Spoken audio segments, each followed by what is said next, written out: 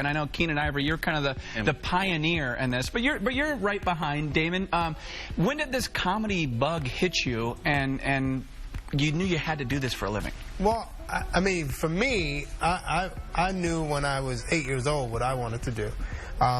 Damon took a little bit longer, but a lot of the stuff that we did on In Living Color, me and Damon used to do just hanging out. We would go out as characters in New York and hang out all night, just messing with people and making ourselves laugh. And we lived in the village, and the characters. Men on Film was supposed to be me and Keenen. Yeah. Oh, really? But Keenen gave that to David. Right. Because he had a million other things to do. I had to do, right. But we used to walk the streets of New York in the village as a couple, and we would get to argument. And I'd walk up to the guys and go, "You left your rope and toothpaste at my house."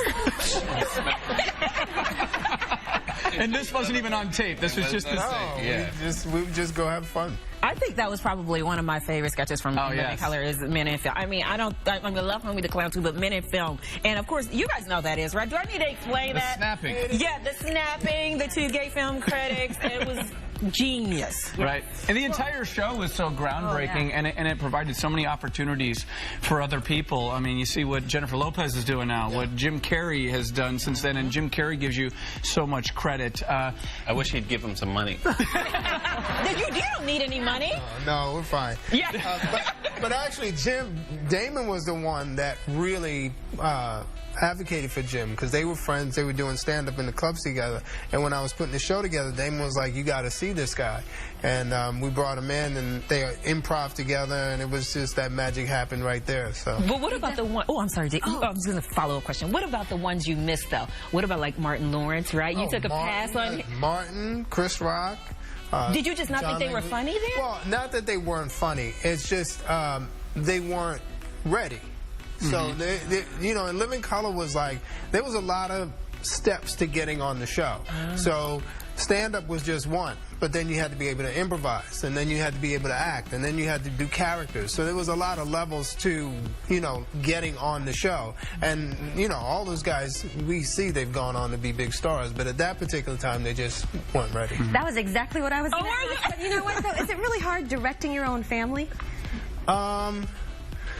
Well, David said no. No, it's not, because we trust. Directing is about being able to actually communicate shorthand. You have to say, yo, think about when you was when I used to beat you. Think about the big shoe. Yeah, the big shoe. Now go do the scene. And I get it. He creates the right images in my head in an instant. It's true. When we did Little Man, Marlon, that character is two different people. So we put Marlon's head on a little guy's body. So Marlon was literally in a chair mimicking the movements, and I would give him directions based on cartoons that we used to watch when we were little. So I would just go, I, and he knew it was the Bugs Bunny when he got hit in the head. And how he was, so there definitely is a shorthand, yeah.